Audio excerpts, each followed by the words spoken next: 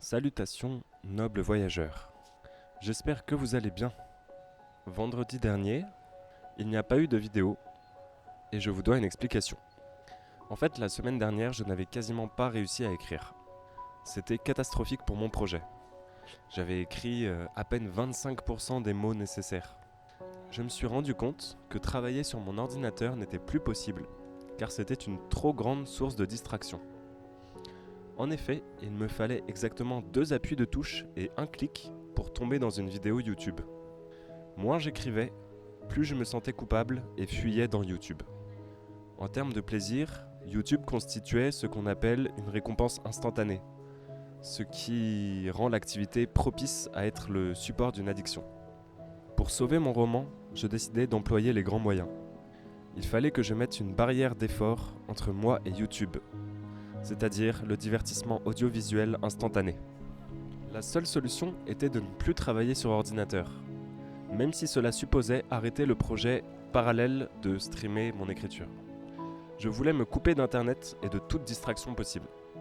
Il me fallait partir dans un coin reculé où la consommation, sous toutes ses formes, serait plus difficile. C'est ainsi que je suis arrivé à Frecinus, près de Rebourgil, près de Saint-Affrique, près de Millau. À Frecinus, la plus proche boulangerie est à 17 km, mais tu peux aussi faire ton pain toi-même. C'est le concept. Frecinus est un petit hameau, disons un corps de ferme, situé au sommet d'une colline et entouré de forêts. C'est aussi un lieu ouvert où se pratique la vie en collectif. Entre 10 et 30 personnes y habitent, en fonction de la saison. Autour des bâtiments principaux, qui sont surtout des espaces communs, les habitants ont réparti leurs demeures personnelles à leur guise. Cabanes, tipis, yourtes ou mobil-homes, on y trouve de tout. On m'y accorda une petite maison, munie d'un matelas et d'un poêle à bois, à 5 minutes à pied de la maison commune.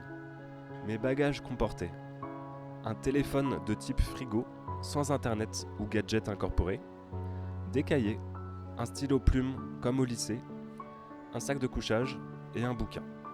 C'est ainsi que j'ai pu redécouvrir l'écriture manuscrite et continuer mon roman. Voici une journée type à Frecinus. Dormir 10-11 heures, déjà. Marcher dans un beau paysage et un air pur. Arriver à la chaleur de la cuisine commune. Petit déjeuner avec les autres.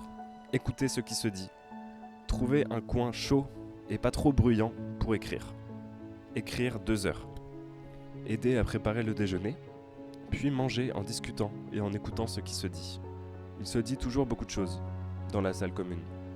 L'après-midi, je tentais souvent d'allumer un feu dans ma petite maison pour pouvoir écrire, et je finissais généralement par lire plusieurs heures.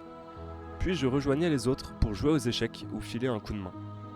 Le dîner se finissait souvent en discussion, récits de voyage ou opinions politiques. Je rentrais tôt chez moi pour lire encore à la lumière d'une lampe. Bilan au bout de 5 jours de ce mode de vie.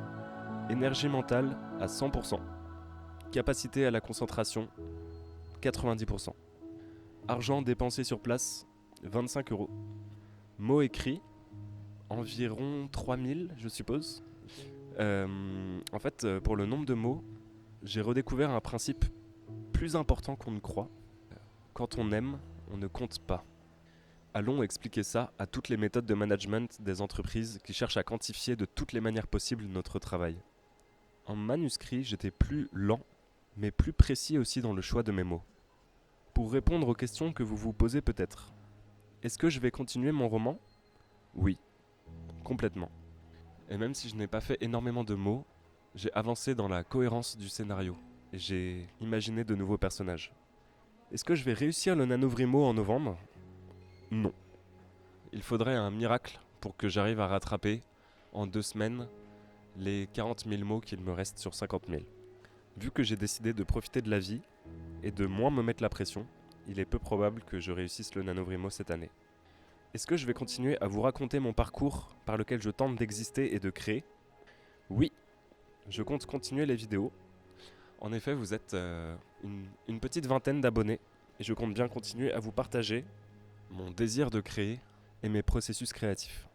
À noter que les streams reprendront peut-être ces 2 prochaines semaines et que le texte actuel du roman est toujours disponible sur le Google Doc en description.